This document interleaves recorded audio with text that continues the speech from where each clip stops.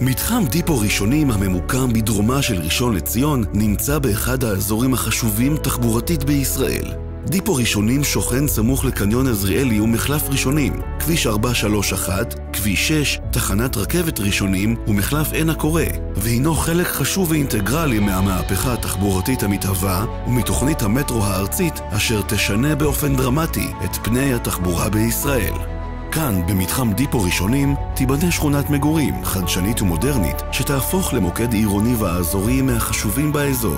המתחם, בהשראת מתחם הדסון יארד שבניו יורק, ישלב מרחב עירוני מגוון הכולל בנייני מגורים, מוקדי תעסוקה, מסחר ושטחים ציבוריים פתוחים לרווחת התושבים, לפנאי וספורט. המתחם החדש ייבנה על שטח של כ-325 דונם, ובו יוקמו 2,900 יחידות דיור לצד שטחי מסחר ותעסוקה בעירוב שימושים שיהפכו את השכונה למוקד בביקוש גבוה למגורים, תעסוקה ומסחר שכונתי.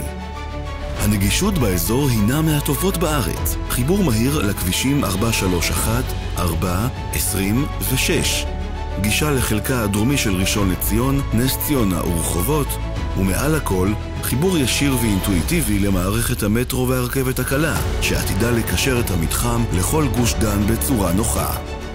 אל תחמיצו את ההזדמנות הנדירה להשקיע חכם באחד ממתחמי המגורים החשובים בשנים הקרובות. תוכנית דיפו ראשונים נמצאת על סף אישור.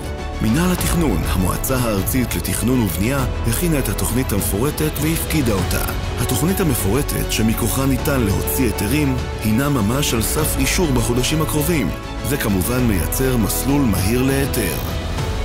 א' ב' מורנו, מהחברות המובילות בתחום, ידועה בזכות יכולת איתור העסקאות הטובות ביותר בשוק, וביצועים מוכחים לאורך השנים.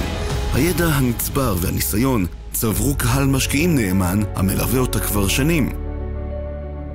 הצטרפו עכשיו לחברת א' ב' מורנו וקהל המשקיעים שלה להזדמנות נדל"נית ייחודית במתחם דיפו ראשונים, ולהיות גם אתם חלק מחזון המגורים החדש של האזור.